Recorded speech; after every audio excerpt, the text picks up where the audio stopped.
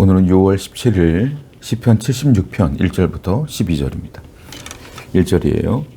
하나님은 유다에 알려졌으며 그의 이름이 이스라엘에 크시도다. 하나님에 대한 이름에 대한 얘기나 하나님의 이름, 하나님의 이름이 유다에 알려졌고 그리고 이스라엘에게도 알려졌고 그 이름이 크다 이렇게 표현해요. 하나님은 명성의 종결자가 되십니다. 한마디로 끝판왕 이렇게 생각하시면 돼요. 최고의 이름 하나님입니다. 이스라엘은요 숱하게 우상 숭배를 했어요. 우리가 성경을 보면 알겠지만 우상 숭배에 빠져 있는 나라가 이스라엘이었고 심지어 남유다도 우상 숭배에 빠졌죠. 그런데 결국은 백성들의 마음, 성도들의 마음, 그 유대인들의 마음에는 하나님이라는 여호와라는 이름이 잊혀지지는 않았다.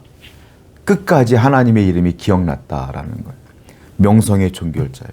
성도 여러분, 우리는 어떤 상황에서도 하나님의 이름을 기억하셔야 돼요. 여러분들이 환난에 처해도 하나님의 이름을 기억하세요. 여러분들이 어려움에 처해도, 여러분들이 억울함에 처해도, 여러분들이 승리에 처해도 하나님의 이름을 기억하셔야 돼요. 그 하나님의 이름에 능력이 있기 때문에 그렇습니다. 2절입니다.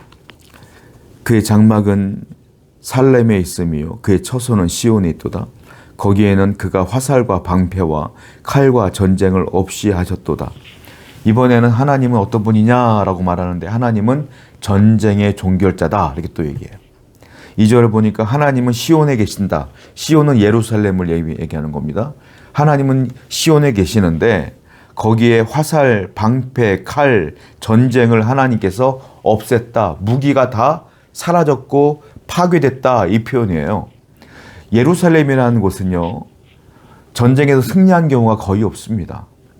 침범을 너무 많이 당했어요. 예루살렘이 세계에서 가장 싸움을 잘하는 국가가 아니에요. 그 도시가 아니에요. 맨날 침범만 당했어요. 그런데 예루살렘에 계시는 하나님께 사람들이 모이지 않습니까? 왕을 중심으로 해서 하나님을 찾잖아요. 그러면 하나님께서 역사하시면 아수르의 수십만 군대가 그냥 하루아침에 시체로 변하는 역사가 나타나게 됩니다. 하나님은 전쟁의 종결자예요. 여러분, 내 힘과 능력으로는 싸워 이길 수가 없죠. 그러나 하나님이 나를 도우시면 충분히 가능하고도 남는다. 어렵습니까? 고통스럽습니까? 전쟁의 종결자이신 하나님께 나가세요. 하나님이 대적자들의 화살과 대적자들의 방패와 대적자들의 그 칼들을 다 파괴시켜 버리실 것입니다. 오늘도 어려울 때마다 주님께 나가는 여러분 되기를 축원드립니다. 4절이에요. 주는 약탈한 산에서 영화로우시며 존귀하시도다. 마음이 강한 자도 가진 것을 빼앗기고 잠에 빠질 것이며 장사들도 모두 그들에게 도움을 줄 손을 만날 수 없도다. 야곱의 하나님이여 주께서 꾸짖으심에 병거와 말이 다 깊이 잠들었나이다. 주께서는 경외받으리시니 주께서 한번 노하실 때 누가 목전에 서리이까. 우리 하나님은 또 어떤 분이냐라고 오늘 본문에 보면 하나님은 존귀한 분이다. 존귀의 종결자다. 이렇게 표현하고 있어요.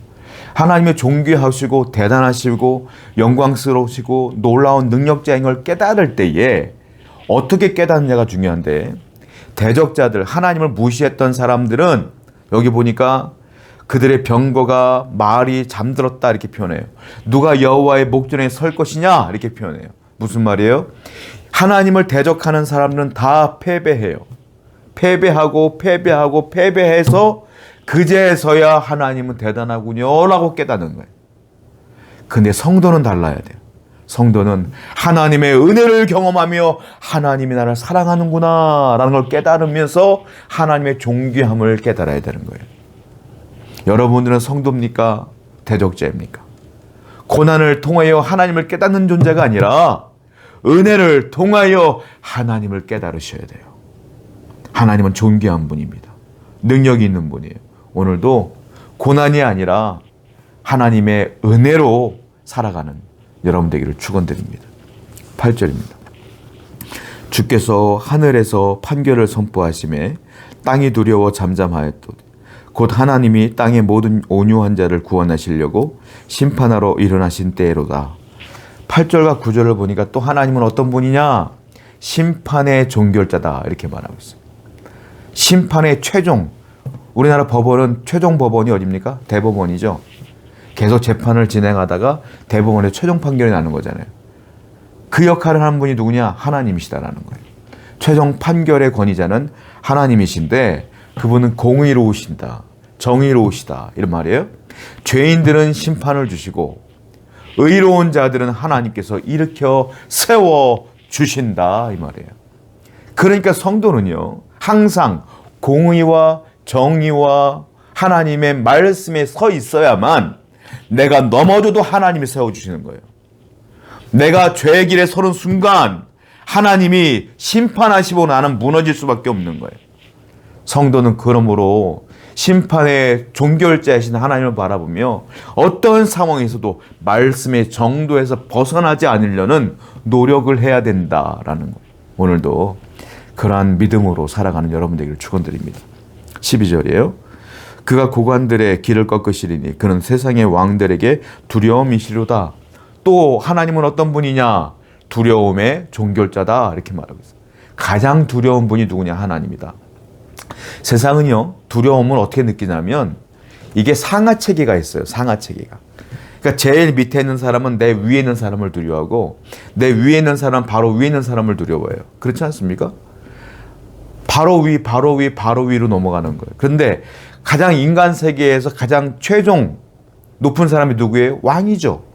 왕은 두려워할 사람이 없어요. 왕은 다 내 밑이야. 그런데 성경에 뭐라고 했어요? 세상의 왕들에게 하나님은 두려움이시리로다. 그 왕들은 하나님을 두려워한다. 즉 가장 두려움의 최고봉에 있는 분이 누구냐? 하나님이시다. 성도 여러분, 하나님은 무서운 분이에요. 하나님은 여러분들에게 은혜도 주시지만 심판도 주시는 분이에요. 죄인들에게는 단호하게 심판을 주시지만 하나님의 은혜 가운데 거하는 사람들에게는 축복을 주시는 분이에요. 간단한 거예요. 여러분들 하나님을 두려워한다면 말씀을 벗어나서는 안 되고 믿음을 떠나서는 안 되고 거룩하고 존귀하게 살려고 노력을 해야 된다는 거예요. 하나님을 두려워하십시오. 하나님을 경외하십시오. 그것이 우리가 온전히 살아갈 수 있는 길입니다. 기도하겠습니다. 하나님은 전쟁에 능하시며 하나님은 명성이 높으시며 존귀한 분이시며 우리 하나님은 두려움의 최고봉에 있는 분이십니다. 그러므로 늘 하나님을 경외하는 성도가 되게 하여 주옵소서. 예수님의 이름으로 기도드렸습니다.